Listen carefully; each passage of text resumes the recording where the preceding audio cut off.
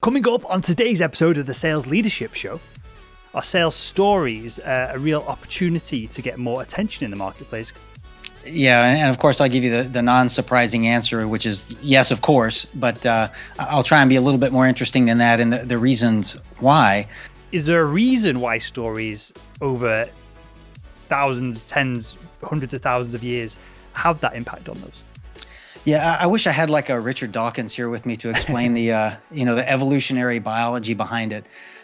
So I can't explain the why, but you're right that it is true. So with that said then, what's the difference between, is the difference between a story that we read in a book versus what we would class in this conversation as a sales story? Let me answer that a couple of different ways. First of all, there's a big difference between a sales story and a sales pitch. Or is there anything else we need to do differently when we do deliver a sales story virtually? Yeah, well, if you'd asked me that a few months ago, I would have said, well, everything's less effective virtually than it is, Sure. In person, where you can see and feel, maybe not touch, but, be close to people. Hello, Sales Nation. My name is Will Barron, and I'm the host of the Sales Leadership Show. On today's episode, we have a complete legend. We have Paul Smith. He is the author of the book, Sell with a Story. And that's exactly what we're getting into on today's episode. How you can build a database of sales stories, and then how you can leverage that as a selling tool for your team to help them close more deals. Everything that we talk about is available in the show notes of this episode over at salesleadership.org. And with that said, let's jump right into it. Paul, welcome to the Sales Leadership Show. Yeah, thanks for having me on, Matt. I'm excited to be here. I'm excited to have you on. Okay, on today's episode, we're going to get into sales stories and how we can leverage them as not just individuals, but as a team. Hopefully, we can discuss building a kind of a database or the uses of stories within a team perspective in this episode. But let me tee it up. And I think I know where you're going to go with this answer. It's massively leaded and loaded. So in a world, Paul, where everything's being automated, we're just spamming out more crap than we ever have done ever before. Are sales stories a real opportunity to get more attention in the marketplace because seemingly less and less people are using them? Yeah, and of course, I'll give you the non-surprising answer, which is yes, of course, but I'll try and be a little bit more interesting than that and the reasons why. If you think back to your college days, and you're in class and the professor's standing up at the board and he or she's like writing out formulas or whatever, and you're madly taking notes, and then at some point the professor stops writing the formulas on the board and turns around and just shares an example or an anecdote or a short story or something. What does the audience do? So what do the students do when that happens? You tell me. I know me personally, I will put down my pen and actually pay attention. It captures my attention in that instance. Exactly. So they put down their pencils and because, well, this isn't going to be on the test, right? This is just a story, right? So they immediately drop their defenses like, oh my God, I've got to know everything that, they're saying or writing down because, that's going to be on the test. Well, this isn't going to be on the test. So I'm just going to listen. And it may sound ironic, but that's what you want your buyer to do. While you're giving the sales pitch, they're in defensive mode, right? They're like looking to analytically criticize everything that's coming out of your mouth and poke holes in it and figure out where you're trying to screw them over, basically, right? Yep. But when you tell a story, well, they just put their pencil down. They lean back on their chair and they just listen. And that's what you want your buyer to do every once in a while is just listen to me and stop being so analytical and trying to find, the error of my ways here. Just listen for the next 2 or 3 minutes. And so that's one reason why stories are so effective is because you listen and you listen with a different part of your brain. You listen more with an emotional, intuitive part of your brain instead of the analytical, angry part of your brain. And it's also more memorable and it captures their attention more and all of those things as well. But that's, I think, one of the reasons people don't really realize is it puts the listener in a completely different frame of mind that is helpful to you as a salesperson. We don't need to dive too far into the weeds here, unless it's you find it particularly interesting. But is there like evolutionary biology behind this? Because as you say this, if I imagine myself sat there in a lecture and a story comes up and I do put my head down and I listen, I'm not consciously thinking, hey, this is a story, this is different, put pen down. it's subconsciously just happening, and that I will pay more attention. So is there a reason why stories over thousands, tens, hundreds of thousands of years have that impact on those? Yeah, I wish I had like a Richard Dawkins here with me to explain the the evolutionary biology behind it. So I can't explain the why, but you're right that it is true. It is true that we are for some reason wired to listen to stories and be captivated by them. That for millennia was how we passed down history before there was writing. Before this is prehistoric days. So prehistoric means before writing, before we could write down our history. And that's 10,000 years ago or something. Sure. Before that time, the way people remembered the past was through stories because they were easier to remember. Whereas you couldn't remember facts and figures, and the best berries are 3 miles that way and 2 clicks this way and whatever. But you could remember a story about walking through the woods and hanging a left here and a right after the mulberry tree or whatever. So for whatever reason, they have become hardwired into our brains to listen to, be fascinated by, be captivated by, and remember the content of stories better than other forms of communication. When you put it that perspective, again, I've got a background in science, but definitely not in biology. It almost seems like we've just had 100,000, 200,000 years of refining stories versus, maths, 4,000 years old, 2,000 years old, 1,000 years. So maybe that just comes into just the way, just the length of time our brains have had to adapt to all this. Okay, I so like that. I'll go with that answer. I'm going to use that in the future when somebody asks me the same question. Well, yeah, it's complete. It might be complete nonsense. So I'd double check my nonsense I'm spewing out here. I'll call Dawkins. Dawkins, good man. Right. So with that said, then, what's the difference between is the difference a difference between a story that we read in a book versus what we would class in this conversation as a sales story? So let me answer that a couple of different ways. First of all, there's a big difference between a sales story and a sales pitch. And you need both of them, obviously, right? So in fact, you probably need more sales pitches than you need, or you're going to deliver more sales pitches maybe than sales stories. But there's a big difference between a sales pitch and a sales story. A sales pitch is, here are the reasons why you should buy what I'm selling, right? So basically a sales pitch is a list. It's a list of very logical, rational reasons to buy something that you're selling, right? So it's speaking to the left logical thinking part of the brain. And you absolutely have to have that if you're in sales. A sales story speaks to the other more intuitive, emotional part of the brain because it's an actual story. It's not a list of reasons to buy something. It's a story that contains a lesson about why you should buy something, but without it being delivered in a list. It's being delivered in the form of a narrative about something that happened to someone. So I think the question you actually asked was, is there a difference between a sales story and a story that you might read in a book? And the answer is a little bit. There's a little bit of a difference, but not much. There's a huge difference between a sales pitch and a sales story. There's not much difference between a sales story and a story you'd read in a book. One of the differences is a sales story is probably going to be a lot shorter than a story you read in a book, right? Or a movie that you watch. A movie is a story, right? But it's 2 hours long. A sales story is 2 minutes long, all right? A story you might read in a book, it might be 250 pages, or it might be a chapter, or it might be 5 or 6 pages, whereas again, a sales story is going to be 2 minutes. But the sales story and the story from the book or the movie, they're going to have a lot in common. They're going to have both of those types will have the basic 6 elements of a story, which is there'll be where and a when. So that's 2 of them. A where, a when. There'll be a main character. That main character has some goal or objective they're trying to accomplish. There's a villain or an obstacle getting in the way of them accomplishing that. There are events that transpire along the way and hopefully resolve themselves nicely in either a success or a failure at the end. So both those types of stories, sales stories and stories in a book, will have all of those same characteristics. Now, the sales story will have some additional things that the entertainment story won't. Like there'll be a lesson at the end of it. There'll be a recommended action. And the topic of it will be convincing you to buy something as opposed to merely be entertained. But other than that, they're largely the same. To make this real for the audience, can you just share a 2-minute sales story from yourself or a client, perhaps? Yeah. So a couple of years ago, my wife and I were at an art fair looking for a picture for our son's bathroom at home upstairs.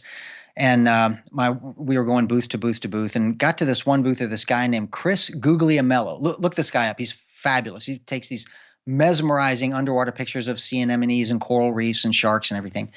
Anyway, she's flipping through his pictures, and she just gets emotionally attached to this one picture that, to me, looked about as out of place as a pig in the ocean, because it literally was a picture of a pig in the ocean. Okay. And so, of course, I had to ask the guy, dude, what's up? Pigs don't swim. Well, like, why do you have a picture of a pig in the ocean? And that's when the magic started. He said, yeah, that was the craziest thing. He said that picture was taken in the Bahamas off the coast of this uninhabited island called Big Major Cay. And he said, apparently what happened was a few years ago, some local entrepreneur decided to raise a pig farm for bacon, I guess. And anyway, he found out there was this island that was uninhabited where he could keep the pigs for free. Well, he's no dummy, so he's going to keep them on the free island, right? So anyway, he said, but if you look in the picture, look up behind the pig, up there on the beach. What kind of vegetation do you see up there? And I kind of squinted and said, well, the only thing I recognize up there is cactus. And he said, right. That's a problem. Pigs don't like cactus. Okay, so literally there was nothing on the island for these pigs to eat. So the entrepreneur wasn't very smart after all. Well, anyway, he got lucky, and so did the pigs, in that a local restaurant owner on a neighboring island was boating his kitchen refuse, over the kitchen scraps, literally over to Big Major Cay every night and dumping them overboard just offshore, a couple of dozen yards offshore, just to get rid of the scraps, right? Well, if you're hungry enough, you'll do anything, right? So these pigs are like starving, but they can smell and see this food floating out in the ocean. Well, if you're hungry enough, like I said, you'll do anything. So eventually one little pig braved the waters and dog paddled or pig paddled his way out there to get the food. And then it's 2 little pigs and then 3 little pigs. And anyway, here it's been a couple of generations later, and all the pigs on Big Major Cay can swim. And he said, in fact, they don't even call it Big Major Cay anymore. Everybody calls it Pig Island now, and all the tourists go see it because you can swim at the pigs and it's fun. But anyway, he said, so when I boated over there to take pictures, like, the pigs literally swam up to my boat, right? Because they thought I was the guy from the restaurant, right?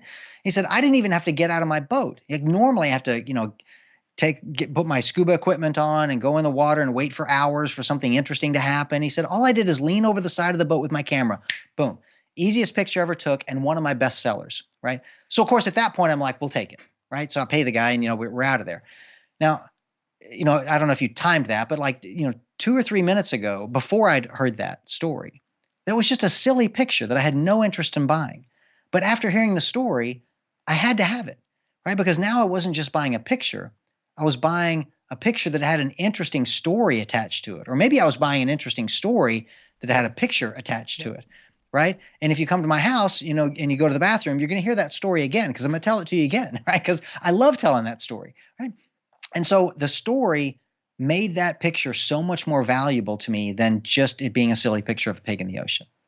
Is this, I feel like, clearly you're onto something, successful multiple books on this subject, but is this something that is a lost art in adding context to something that is utilitarian? And I'm thinking about software, for example. If we're selling software, it does X, Y, Z. I don't really care if it works in the background. But you buy, this is massively cliche, but if you buy a Apple product, you get all the prestige and the street cred and everything that goes along with it. Is that something that's perhaps lacking in B2B sales specifically, that ability to add context to something that's relatively mundane? Yeah, I think it is. I mean, in fact, just imagine how that artist would have sold me that picture if he'd done it the traditional sales way. He would have said something like this. He'd have said, look, Paul, there's 3 reasons why you should buy this picture. First of all, it's the right size to fit on the wall in the bathroom where your wife wants it to go. Second of all, it's the right color palette to match the decor in your bathroom. Your wife showed me the picture of the bathrooms, and this matches, quite nicely. And thirdly, it's in the right price range that you've already told me you're willing to pay to spend on this piece of art, right? And those would have been 3 very rational and logical reasons to buy that picture.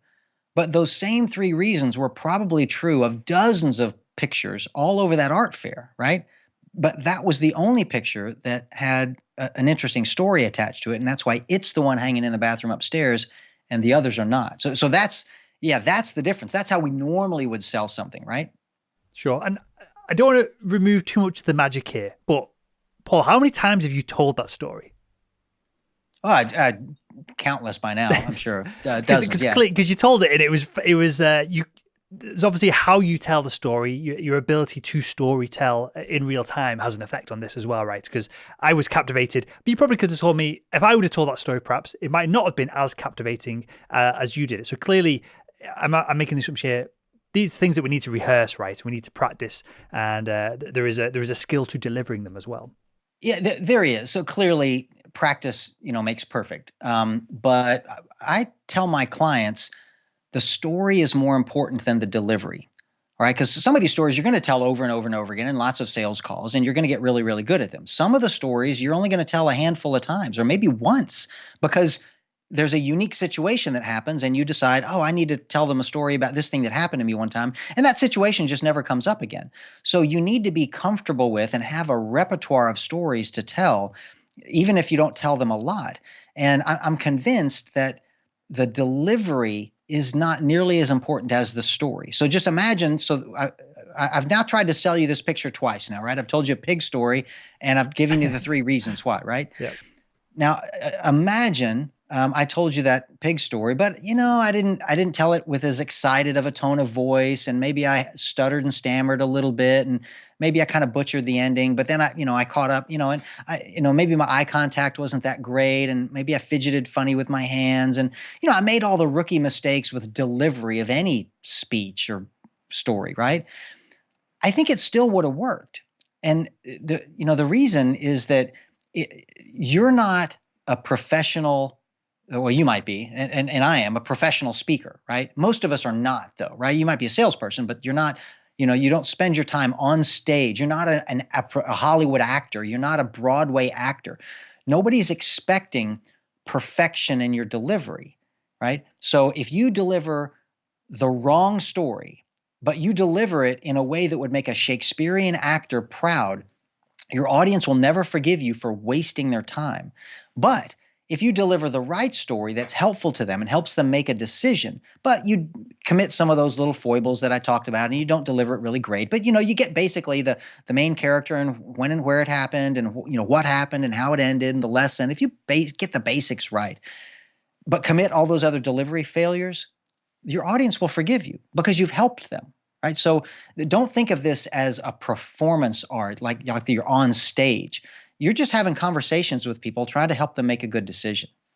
Okay, that makes sense. Okay, now everyone is, myself included, massively sold on this. But from a leadership perspective, I'm going to ask you later on whether we can share stories and how we can tie that together so that Bob can share Mary's story, perhaps. We'll get into that in a second. But before that, how do we build a database of these stories? How do we get our team to, is it just a case of asking them to jot them down when they come up with a story that a buyer responds well to?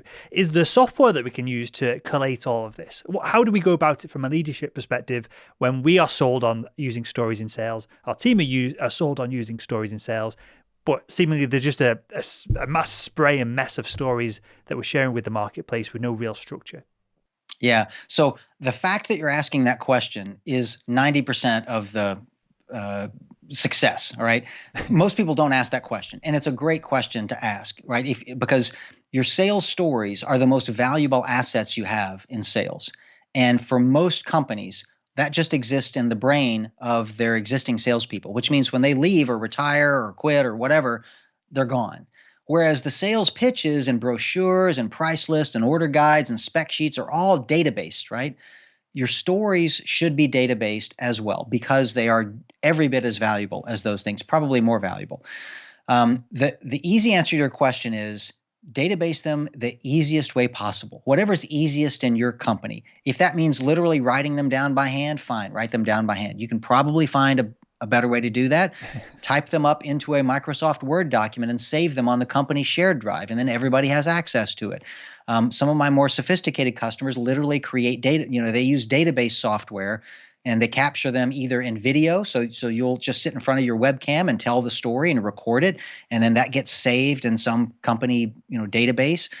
You'll want to make sure they're searchable, so I can. Oh yeah, I want to tell that story about the pig. Yeah, or it was on an island, or like something about a pig on an island, and you just search Pig Island, and then it would come up in your database or whatever. So a lot of my clients have different ways to do that. There are some commercial software apps available that will help you. Mind Tickle is one of them. Sharper Axe is another one of them, and I can help get you links to these things. I've never found the perfect one, or I'd be using it myself. But literally, what I use is a Microsoft Word document on my computer, and I didn't say that plural, singular. A Microsoft Word document, one document has hundreds and hundreds of stories in it. And I do that just because it makes it easier to search. I open one document and I search for, the pig story, or the story about the other thing, or the story about that guy named Bob Jacobson. What was that story about? I just search. It makes it easy to search. Because there seems like there's tremendous value in just getting it down out of your head on something.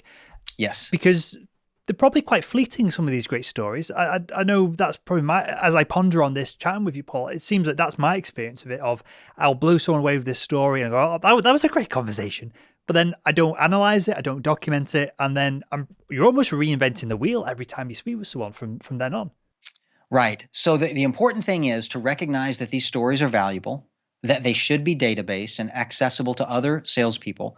And so you need to actively solicit them from your teams and say, okay, every week I want everybody to submit one new story to the sales story database, and you make it an expectation of their job that they help you populate this sales story database. Some of my clients, they'll have a weekly, team meeting, 1 hour a week, everybody gets together. And it's all virtual now. At each of those team meetings, one person has to tell a new story. And this week it's your week, and next week it's my week, and the next week it's Sally's week, and everybody knows when their week is. And after 1 year, you've got 52 new stories. So you just need to make it an expectation, a job expectation, that people bring their stories, document them, and put them into this database, and then everybody will have access to it. You mentioned virtual then, Paul. Is doing this virtually more or less effective than doing it in person? Or is there anything else we need to do differently when we do deliver a sales story virtually? Yeah. Well, if you'd asked me that a few months ago, I would have said, well, everything's less effective virtually than it is, sure. In person, where you can see and feel, maybe not touch, but, be close to people. But I think we're all getting pretty good at both delivering things virtually and listening to things virtually. I mean, for 8 or 9 months now, professional buyers have been listening to professional salespeople on Skype or Zoom or WebEx or whatever, like you and I are right now. And they probably haven't stopped buying stuff, have they? So they're still making purchase decisions, and salespeople are still selling stuff. So I think we're learning how to do this. If you can get in front of somebody in person, I think it's probably always going to be better. But stories are not ineffective just because they're delivered virtually. Like, did that Pig Island story just not work for you because you're seeing me on a tiny screen instead of in your office? Probably not. It probably worked just as well. So I don't think I think of stories as being vehicle agnostic, meaning it doesn't matter if you're delivering it on the phone, in person, on a video call, in a recording, live. Like, they're stories. Like, or in writing, in an email, on a website. Like, they all work. The reason I ask is, and I've got no evidence or data on this whatsoever, but clearly most people spend a lot of time, whether they appreciate it or not, looking at phones, screens, cinema screens, and consuming content. And I feel like when you were presenting in person, if we add a story in there, clearly it's going to have a big impact. And I feel like when we're doing conversations via Zoom, there's less of a pressure on people versus in person to really pay attention. People feel like, whether it's, again, subconscious or unconscious, they feel like they can slack a little bit, especially if they can get off the webcam and they're just consuming the person talking to them. They're probably doing emails, they're probably making notes. But I'm just wondering if there's some kind of link, again, in our brains as we, rather than having a conversation through a video channel, if we're used to consuming content and paying attention to a person on a screen, whether stories can have their own kind of different impact versus just a conversation. I'm just kind of spitballing here with you, but I wonder if there's something to that. Yeah, so I think you're right.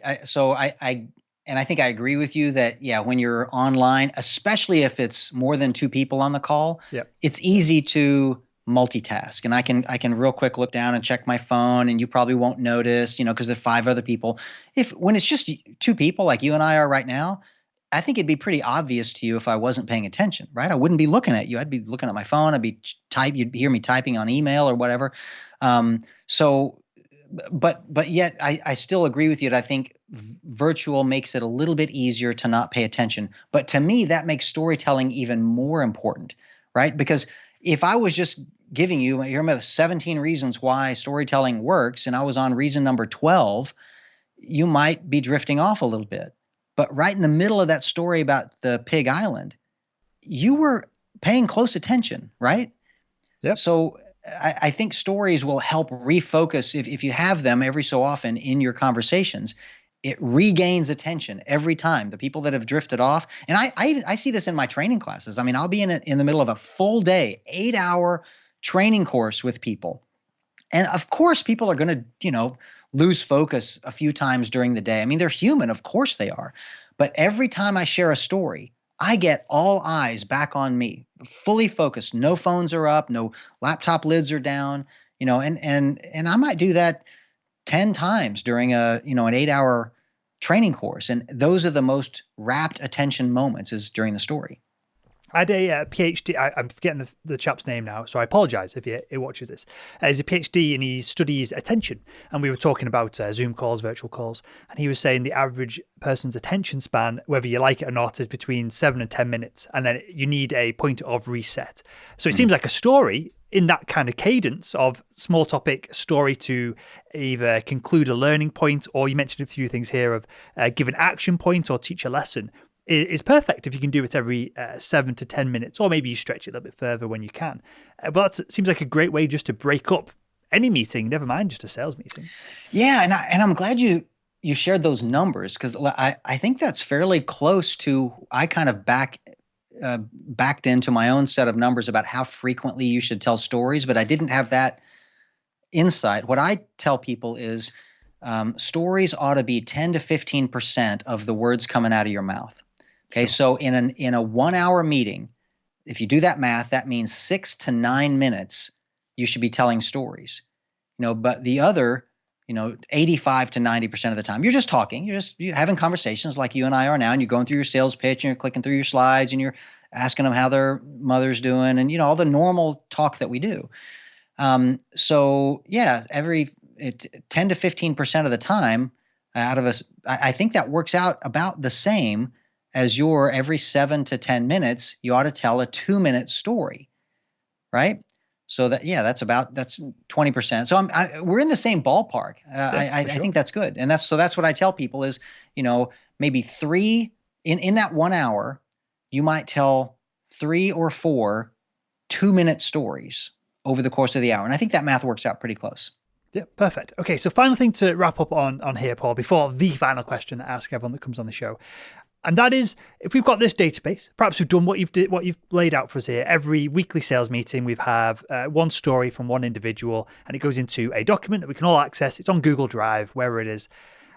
Can one sales member of our sales team share someone else's story, or does that defeat the whole point? Does it make it inauthentic, or is there a way to restructure that story so that rather than just, if there's 5 people in the team, there's 5 stories of theirs documented, they've actually got access to 50 odd because they can reconfigure other people's stories to be able to share them as well? Yeah, you absolutely need to be telling other people's stories. You don't have enough. You will never have enough of your own stories to have enough. All right. I mean, there's 7 billion other people in the world, so there are a lot more of them than there are of you. Absolutely. And now you're not going to tell them in a dishonest way as if this happened to you. That, you'll if you're going to tell a story about Paul Smith, you'll tell a story about Paul Smith, right? Yeah, and you've got your peers at work, and they're all going to have had things happen to them, or their customers have had experiences, and you're going to tell stories about them. A lot of the stories you'll tell are about your customers, your other customers who have had great success using the products that you've sold them. Well, those stories aren't about you. Those stories are about the customers. In fact, now the story that I guess I did tell you, the Pig Island, I mean, it was sort of about me, but the main story I told you was about the pigs and the entrepreneur and the photographer. right? Now, I was at the beginning of the story because I walked into the guy's booth and I walked out with the picture and with, 60 fewer dollars in my wallet or whatever. But the main story wasn't about me at all. It was about other people. So, yeah, of course, you should be telling stories about other people all the time, and you need to solicit them and make them part of your repertoire. Is that a principle here that perhaps we glossed over earlier on, that our stories should be focused on the customer as opposed to how great our sales team is? Yeah, definitely. In fact, yeah, if you find yourself telling stories about how awesome you are, yeah, those should be the minority of the stories you tell for sure, if ever. You definitely want to tell stories that help people understand what you can do for them, and what your company can do for them, and your services and your product can do for them. Yeah, but I can't imagine you really telling a story about how awesome of a salesperson I am. Yeah, hey, Bob, before I try and sell you something, let me tell you how awesome of a salesperson I am. I can sell anything to anybody. Let me give you a few examples of that. Yeah, that wouldn't serve anybody's purposes very well. No, But and yeah, as you say that, Paul, that a lot of this is kind of pulling two subjects together here that I'm focused on at the moment with stories, but also LinkedIn and social selling. In that, a lot of people's LinkedIn profiles start off with the accolades from a sales perspective, the accolades that they have as a salesperson, as opposed to I've helped this person do this, I've helped this organization achieve these things. So does all of this then translate into our presence on social media and written content as well as just conversations? yeah. Well, a lot of people on LinkedIn, what they're selling is themselves, right? They're looking for their next job, right? So I think it's fair if you're selling yourself, you need to be telling stories about yourself. So just like you would in a job interview. A job interview, they've already seen your resume. What you should be doing is telling them stories about the things that you've accomplished, the things that you've done, which would be the things that you can likely do for them as well. So that's a perfect opportunity where you should be telling stories about yourself, and the things that you've helped the company who pays you accomplish. So I think that's fair on LinkedIn. But instead of it just being here that my accolades, you ought to include some articles, some blog posts, this, more in a story format. Let me tell you a little bit more deeply about the thing that I accomplished for this company, instead of just, I was the top rated salesperson on the West Coast or whatever. And that's nice, and put it on there. But I'd like, they probably want to know more than that. Sure. It's probably what we touched on at the top of the show, of a story adds context to an accomplishment and achievement. So I love that. We can put accomplishments and then we can wrap them up with context via a story. Okay, well, with that, Paul, I've got one final question for you, mate. Something to ask everyone that comes on the show. If you could offer advice to a brand new sales leader, they've been in the job 30, 60, 90 days, hopefully it's going to be something to do with storytelling, but what's that one piece of advice that you'd offer them? Figure out what stories you need and which ones you don't have. That's the most important thing, I think, is to figure. So we talked earlier about is how you deliver a story really important? Well, it's not that important. Yeah, they'll be better if they're delivered well. But it all starts with having the right stories. And my experience, most salespeople and even sales leaders, experienced sales leaders, don't realize how many different types of sales stories they could and should be telling.